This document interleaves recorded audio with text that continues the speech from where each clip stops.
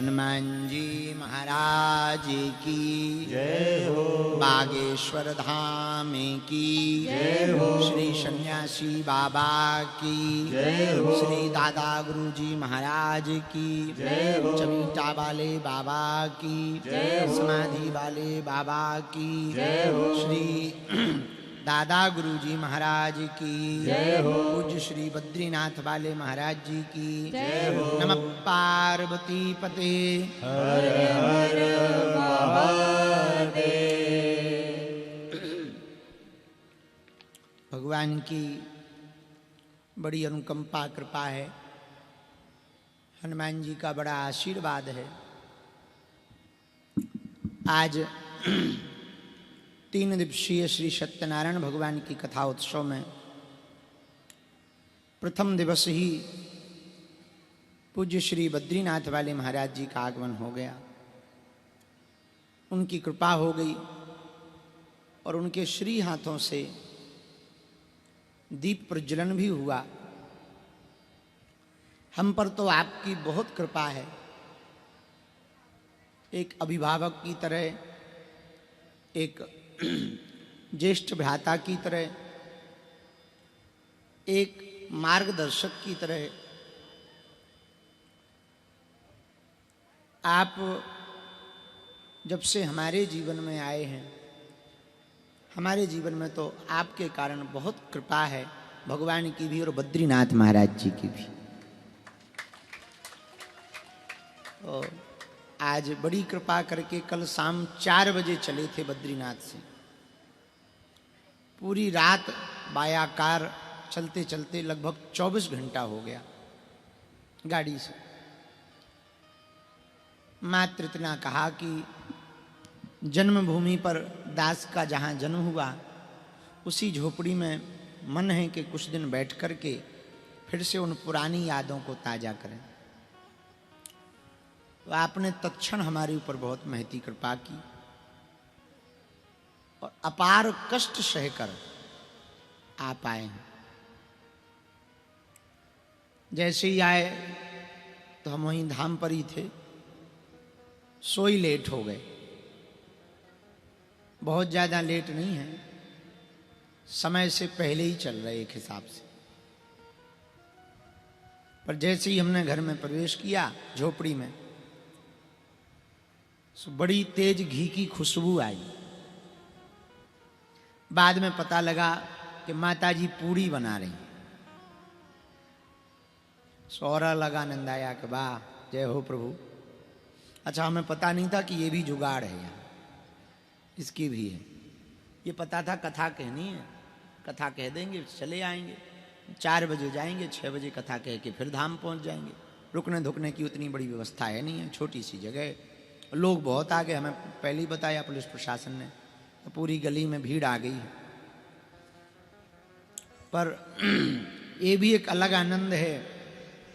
बड़े बड़े पंडालों में तो खूब कथा गाई, देश में गाई, विदेश में गाई। उस जन्मभूमि में बैठ कर के कथा कहने का एक अलग आनंद है। जहाँ से जीवन प्रारंभ हुआ हो वहीं लौट कर के जीवन आए, इसका एक अलग आनंद होता है।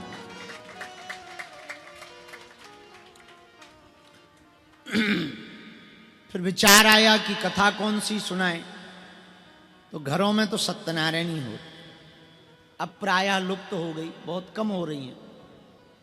पर पुराने समय में तो हर पूर्णमासी को कोई त्योहार आ जाए, अब तो केवल सत्यनारायण जी की कथा 2 जगह बची।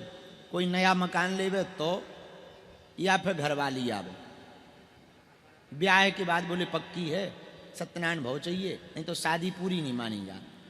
और केवल यहीं तक सत्यनारायण जी रह गए। पहले के जमाने में जब बहुत ज़्यादा अर्थ की संपन्नता नहीं थी, तो उस जमाने में लोग कम खर्चा में सत्यनारायण जी का व्रत करके ही अपने मनोकामना पूरी करवाते थे। और सत्यनारायण जी पूरी करते थे, प्रण ले लेते थे कि हम 5 पूर्णमासी सत्यनारायण सुनेंगे, हमारा ऐसा काम हो जाए। हे सत्यनारायण भगवान, हम पर ऐसी कृपा हो जाए, हम इतने दिनों तक सत्यनारायण जी सुनेंगे। लोग सुनते थे और उनके काम सफल होते थे, मनोवांछित फल मिलता था। तो हमने सोचा जब जगन्नाथ जी, जब बद्रीनाथ जी गए थे तब भी सत्यनारायण जी गाई थी, और एक बार लॉकडाउन में भी गाई थी। तो हमने सोचा फिर से ये परंपरा प्रारंभ होनी चाहिए, इस परंपरा को पुनः प्रारंभ होना चाहिए।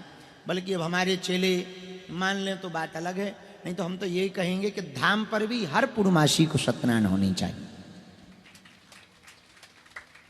इसका एक अपना प्रभाव है। और सत्यनारायण जी का व्रत अभूतपूर्व है कलिकाल में, ऐसा कोई द्वितीय व्रत नहीं है। जो भी देश विदेश में बाहर बैठे, यहाँ अंदर बैठे यजमान बने, 4-5 लोगों ने बड़ी कृपा की, भगवान ने उनको निमित्त मात्र यजमान बनाया, झोपड़ी में आए। और हम पर तो आज बड़ी कृपा है, आप सब तो हमारे अतिथि हो। वो कहते कौन अतिथि हो, घर आए तो सब अतिथि हो। तो बड़ी महती कृपा की कि आप सब पधारे, आप सबके चरण यहाँ पड़े, पूज्य महाराज जी के चरण यहाँ पड़े, बड़ी कृपा हुई। आज की भगवत चर्चा को प्रारंभ करने के पूर्व में जो देश विदेश में बागेश्वर धाम चैनल के माध्यम से घर बैठे हुए कथा को सुन रहे हैं, और आप लोग जो बाहर बैठे मैदान में, गली में, छतों पर टंगे, कुछ पड़ोसियों की अलग आनंद है, इन्हें कुछ नहीं करना है, अपने छत पर टंगे, बोले लोग कथा जी सुन रहे हैं। तो जो छतों पर टंगे बाहर हैं, हम आप सबके हृदय में जो भगवान विराजमान हैं उनके चरणों को सिया राममय सब जग जानी करऊं प्रणाम जोरी जो सबके हृदय में जो राम जी हैं, उन राम जी को हम खूब दंडवत प्रणाम कर रहे हैं।